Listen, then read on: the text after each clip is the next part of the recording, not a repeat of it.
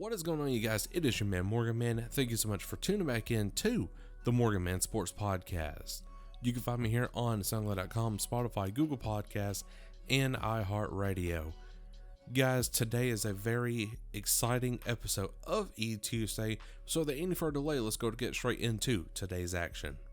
Alright guys, so quickly want to let you guys know that this was originally supposed to be the Minnesota Rocker Home Series Recap Podcast edition right here of eTuesday, but with the CDL moving the Home Series event back to this week right here, we're going to go ahead and just break down some news that has happened since last week's episode of eTuesday till now, and you can get my preview podcast of the Rocker Home Series weekend down in the description below for you guys to check that out.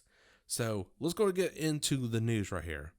So to start off with, if you are a Toronto Ultra fan, this was a rumored, sort of bit of news going on June 7th, and that was Classic potentially being kicked off the starting roster pretty much.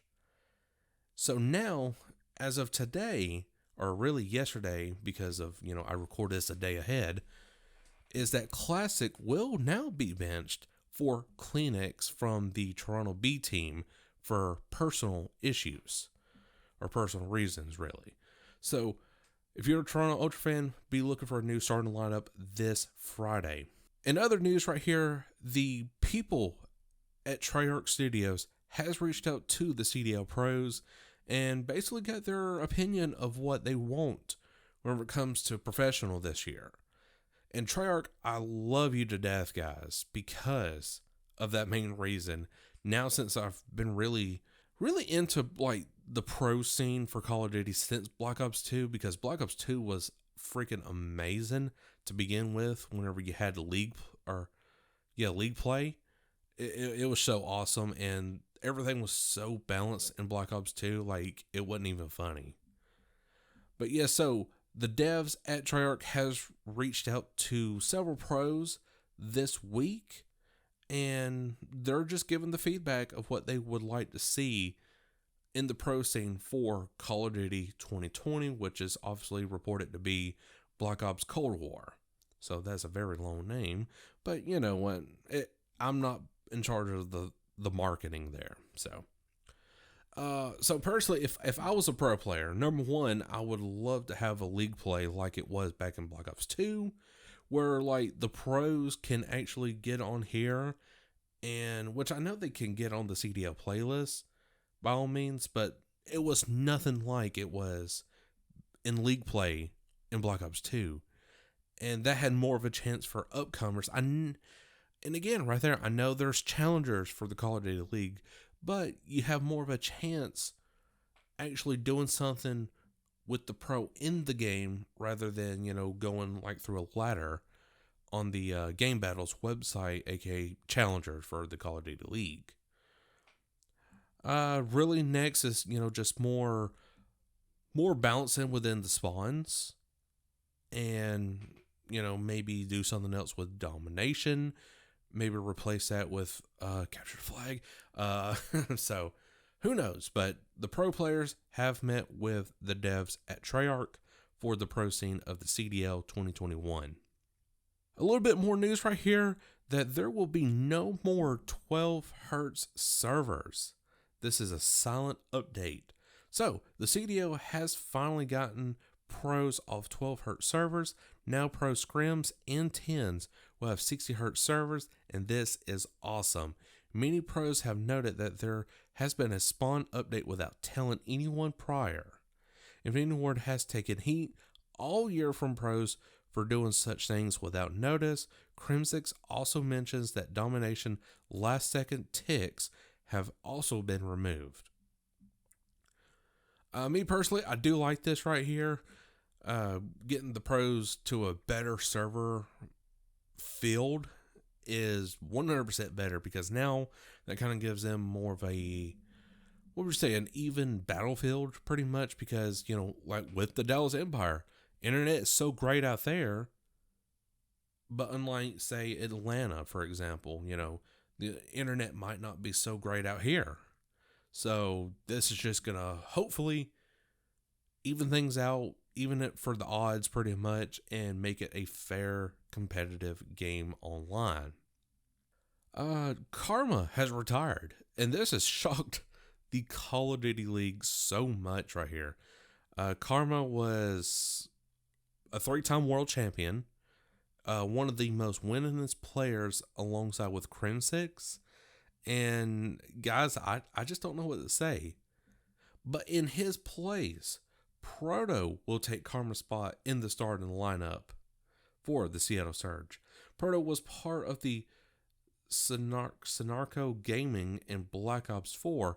As a substitute from the Seattle Surge, he's played in Challengers events for Hybrid Gaming. He's known to be a fast and aggressive sub. I like this move a lot. Bringing a fresh new face always motivates the team to try harder.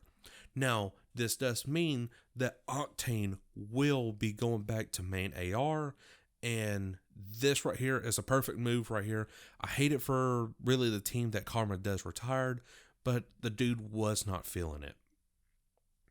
In the latest episode of the CODcast, it did feature Octane, and he was talking about Karma's retirement, and he said that Karma just did not like this game.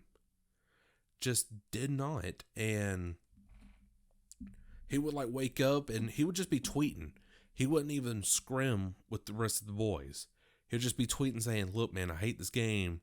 Fix this. I hate it. Just on so forth. And then finally, 2 days later, Karma just announces his retirement. And, it just caught everybody off surprise. That was my microphone if you heard that. And so I like this move right here. It gives a fresh new face. Maybe the Seattle Surge can turn it around by at least winning one map on the Atlanta phase this coming weekend, which let me make sure that they are facing them. Yes, so the Atlanta phase is facing the Seattle Surge. That will be the second match this Friday at the Minnesota Rocker Home Series weekend event.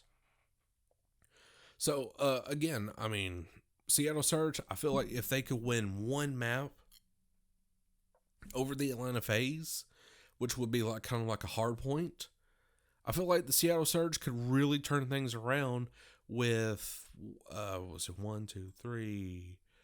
4 home series left and at least win maybe one of them at the most.